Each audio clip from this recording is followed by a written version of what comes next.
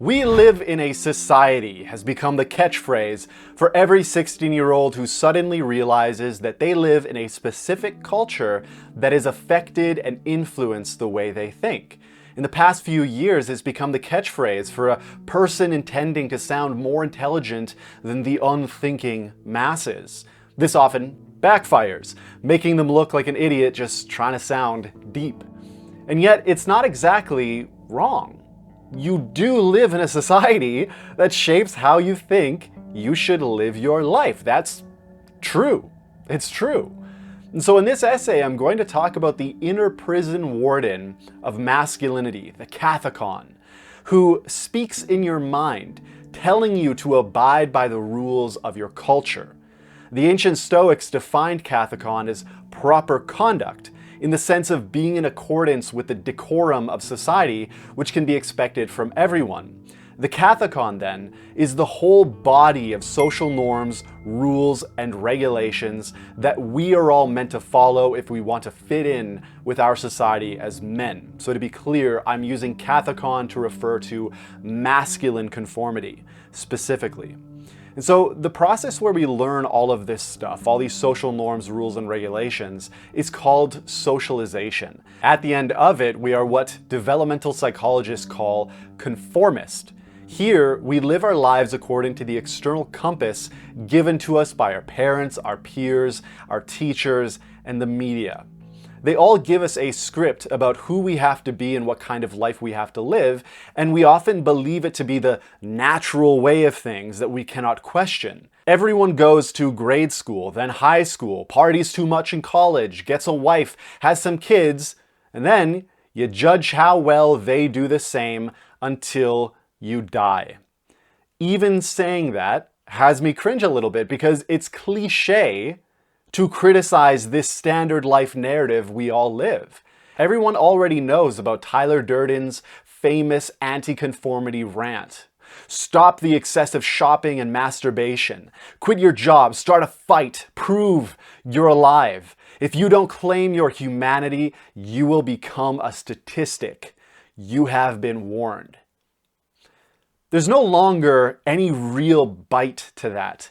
And in fact, it's actually come full circle, with countercultural icons like Jordan Peterson telling young men to take responsibility and to stand up straight. In a society where being revolutionary means fulfilling your social role with pride, what does social role actually mean, and how are we supposed to live it?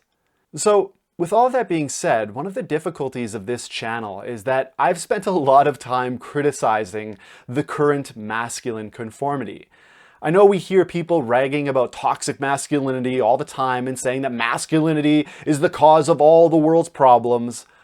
I personally disagree with that. I don't think masculinity itself is the problem necessarily. However, there are both virtuous and toxic elements to masculinity. And so I think as men, we do need a positive vision of masculinity, precisely because of all the toxic falsehoods we've been peddled about what it should be. I think that's a really key point to understand. As I argued in my video, Psychology of the Meta-Masculine, one way we have been taught to think about masculinity is that it is not femininity. If you say that something is feminine, then as a man, you shouldn't be that thing.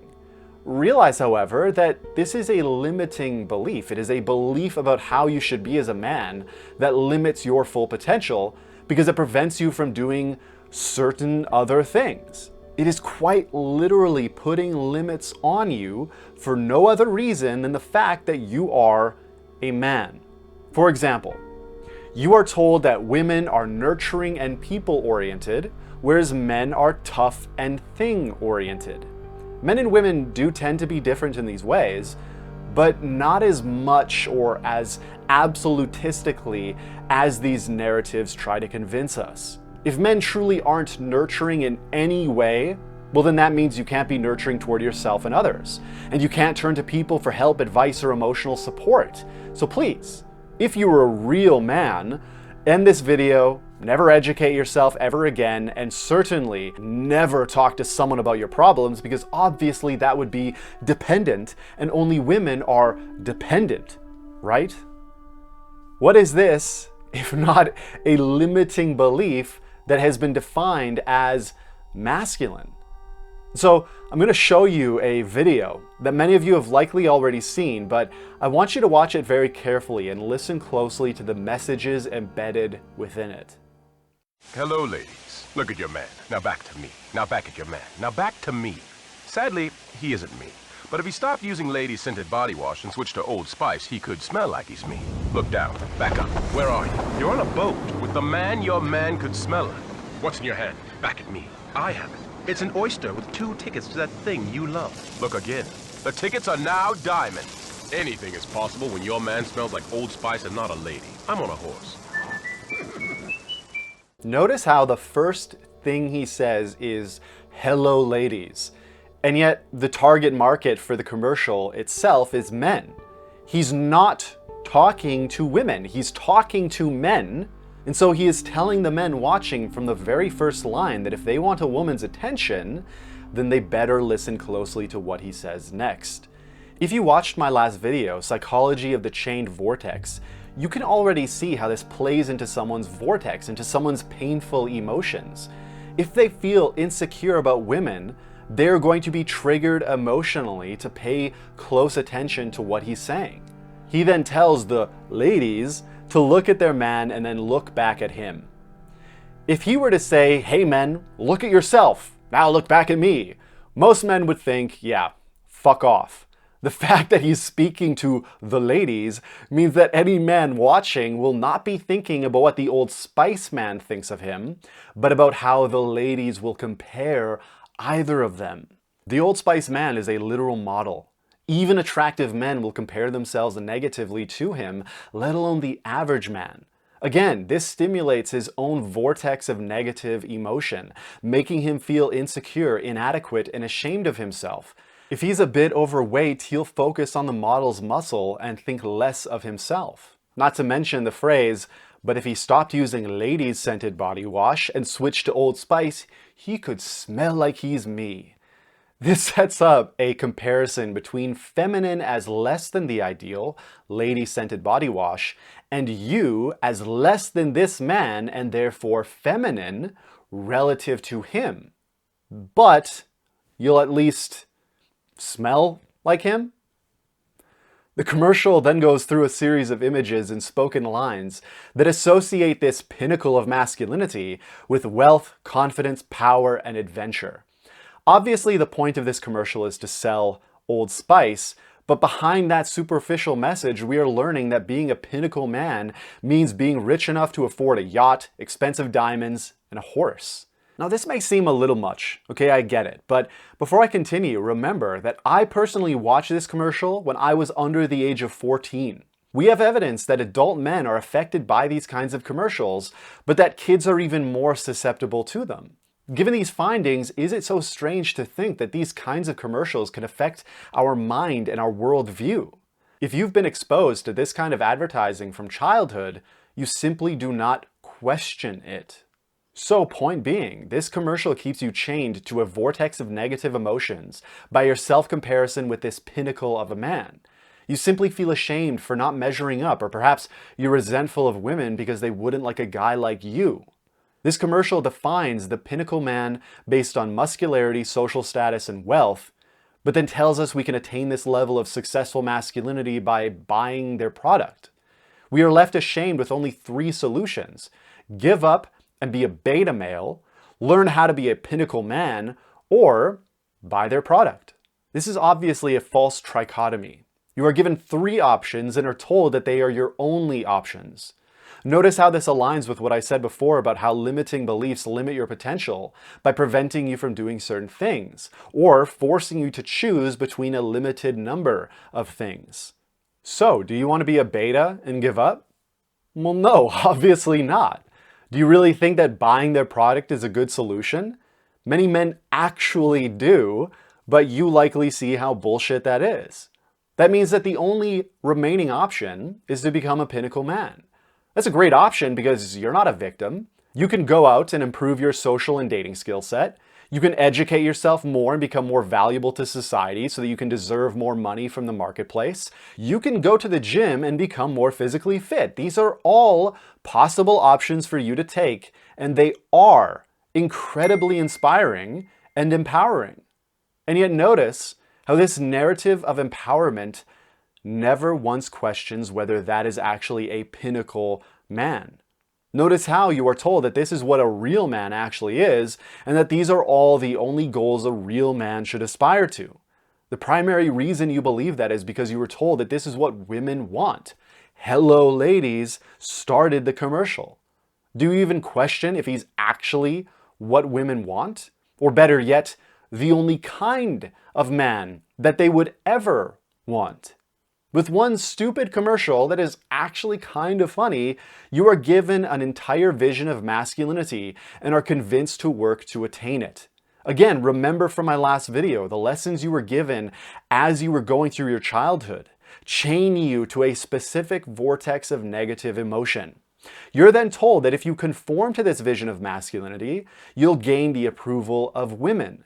You're chained to negative emotion by certain social norms and are given sex as a carrot to chase after. The fact that it was a stupid Old Spice commercial is actually what makes it even more powerful, because you're lulled into a false sense of security. You can reassure yourself, oh wow, all these sheep who think Old Spice is their only option, why not just work to become a wealthy, physically fit, confident man? You can do that.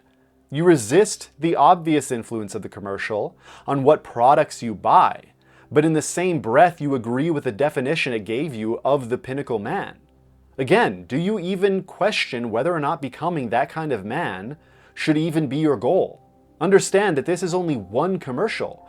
We are constantly bombarded from childhood by messages about what a real man is and why we should become that real man. And so to be clear, I think it's a good thing to earn more money, to become more physically fit and more confident. It's not as if these are bad things to aspire to necessarily. And that's kind of my point.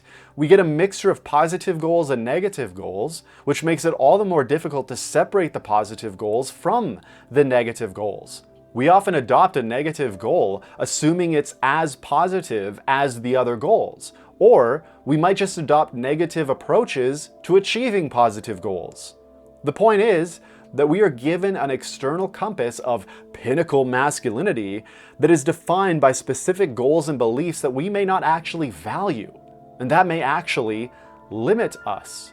Then, all of this is locked within feelings of shame and inadequacy. The inner prison warden, Kathekon, tells us, oh, you're just too weak to achieve your goals. Stop being an emotional, feminine little bitch and man the fuck up.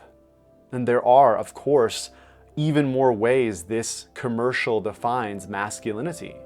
Remember, we learn social expectations as we grow up that chain us to the vortex.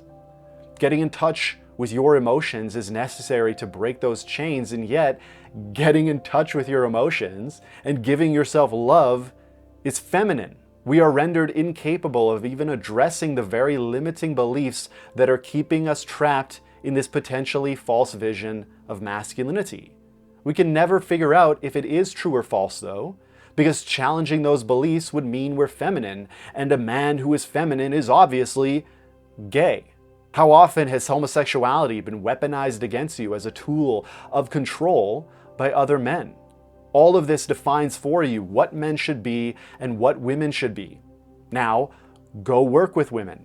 Go find a girlfriend. Go hang out with other men. You see my point? With just a single commercial, we can see so clearly how we are given an entire vision of who we must be as men and what other men and women must also be. We're trapped in a box of modern masculinity, guided only by an external compass, chained to a vortex of emotional pain. How could we ever find our way to a positive masculinity? So at this point, it likely seems clear what exactly I mean when I say the Kathekon. He's the inner voice of the external compass of your culture. He's the whisper in your ear that tells you to be a real man and exactly what it means to be a real man. When you are at the conformist stage of your life, the Kathekon's influence over you is at its most profound. If we want to challenge the Kathekon's voice, I think we have to look deeper at the analogy of inner prison warden, and one of the best works I've read on the prison is Michel Foucault's Discipline and Punish. In my own reading of Foucault, he is trying to show us how the development of the prison co-created a specific view of the self. This can be captured in the following quote, that a criminal sentence is not just a legal decision that lays down punishment. It bears within it an assessment of normality and a technical prescription for a possible normalization. In other words, a guilty verdict implies that the criminal is not normal. So, what exactly do we mean by normal, and how exactly do we make someone normal? What is this if not a statement about the Kathekon? As I argued in my last video, if our definition of normal has been defined by a sick culture, is the criminal sick and abnormal? Or is the culture that produced the criminal sick and abnormal? Can it be both at the same time? The one we certainly shouldn't be asking is the Kathekon himself, the inner prison warden who gets us to conform to society's definition of normal masculinity. But then who actually does define what is normal? We all do. Our society does, our media does, our politicians do. We are all contributing to and enforcing this definition of normalcy. But the thing that Foucault highlights is how the very structure of society itself informs what we can consider normal. It's not just that we have all of this information floating around waiting to be scooped up by our minds. It's that part of normalcy is doing those things that funnel that information into our minds. So obviously watching TV when we get home is an example of a normal thing to do.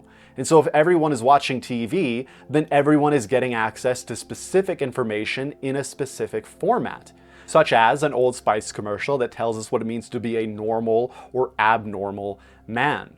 Or what do you think happens when everyone watches the same super popular shows? Maybe we all have a slightly different opinion on it, but we're still all watching the same shows. Another example is school. What is that if not a heavily regimented program to indoctrinate our entire population of children into a specific worldview and way of living? I mean, think about it. We literally force children to go to school every single day. We get them to go to classes in which we force them to learn what some organization demands they need to know. Why do they need to know that information? Because that's the information we've decided will help them best conform to society as adults. Within the first few pages of his book, Foucault gives a schedule that prisoners followed each day, and the first thought that came to mind was, that's basically school.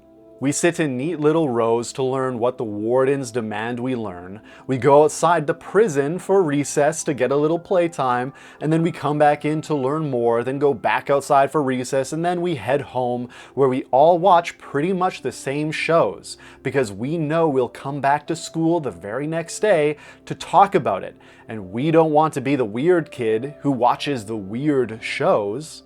All of this is meant to turn us into what Foucault calls a docile body.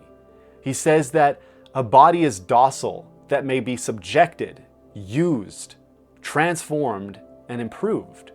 Remember, again, that by the end of our teenage years and the beginning of adulthood, we have been given an external compass that we follow without question because we assume that it is the natural way of things.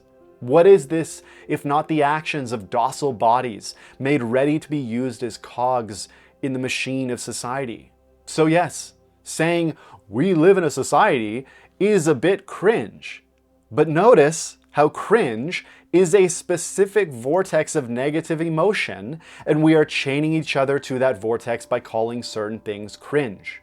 Some of these cringe videos are nothing more than bullying people who are different, who don't conform, or even have difficulties conforming. Through social ostracism, we turn society into a prison, where some people are the popular, well-behaved conformists, and the others the loser delinquents who are imprisoned in social outskirts.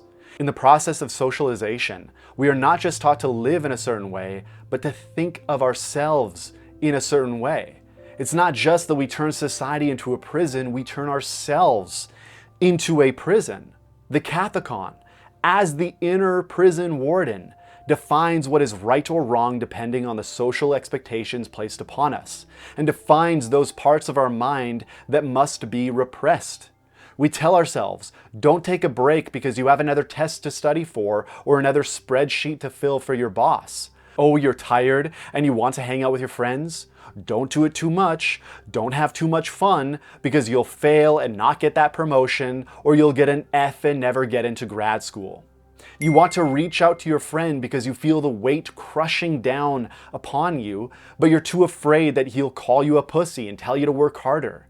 The fact that you don't reach out is why you don't learn that he feels and fears the exact same. Or perhaps you did reach out and he did call you a pussy. In either case, we fear what people will say about us if they knew that we had the bad criminal parts that everyone knows only weird criminal people have. You break the unacceptable parts of yourself off and then lock them into the prison cells of your soul, and do your best to show everyone that you're a good little boy who only has the right parts inside of him.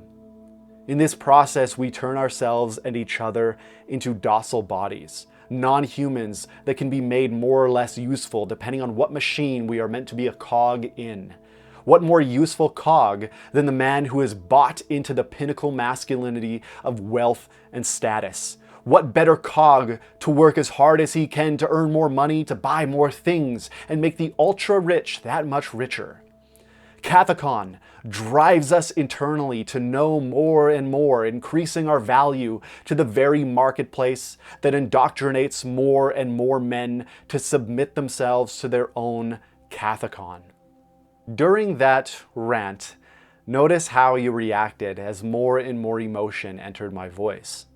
Did you feel yourself get carried away with my righteous fury at conformity?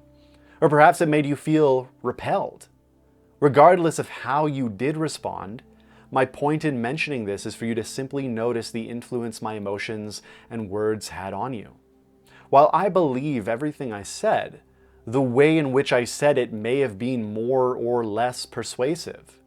This is how we are motivated to conform. Our vortex is stimulated by intense words, and Kathekon pulls our chains in the direction it demands we turn. However, as I've said in all my videos, conformity is in many ways a really beautiful thing at a certain stage of our lives. Developmental psychologists say that it is a perfectly normal and natural thing for us to do. I know that sounds like more conformist type thinking, but I do think it's true. Dr. Jordan Peterson has written, "A child cannot live on its own. Alone, it drowns in possibility. The unknown supersedes individual capacity. It is only the transmission of historically determined behavioral patterns that enable survival in youth." In other words, many of the prisons we have in society are meant to make society function well, and taking them away could become a chaotic hell. The prisons and prisoners of society get groceries to you, get medical care to you, and get a pretty damn good education to you. I don't want a society in which these things don't exist. So when I make these critiques, don't think I'm trying to say that all of this stuff is 100% negative. That's not my point. Instead, my point is to simply make you aware of how these processes have influenced the way in which you see the world, so that you can question them and so that you can make them better. As such, the path forward is not to blindly deconstruct the masculinity of Kathekon. As I'll discuss in the next video, our society has come to a point where much of Kathekon has already been demonized and deconstructed. Unfortunately, Kathekon has often been the thing that gives our lives meaning. We go to college, find a wife, have kids, because these are the things that give our life meaning. While Foucault's way of thinking has been profoundly important for questioning toxic systems in society and in ourselves, it has also not provided us with much of anything to aspire to. Jordan Peterson's counterculture responsibility is the result of men who are starved for meaning in their lives.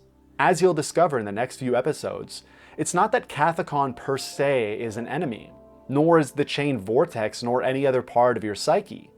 It is instead the structure of Kathekon and how that influences the higher order structure of your mind, which in turn influences the structure and function of Kathekon. And so I realize that may seem a bit abstract right now, but by the end of the next few episodes, you'll have a very good understanding of what I'm talking about. But either way, that is enough for today. Thank you for your time and attention. Please hit the like button and subscribe for more conversations on masculinity, psychological development, and the cultivation of a personal mythology. Thanks again, and all the best to you on whatever journey you find yourself on.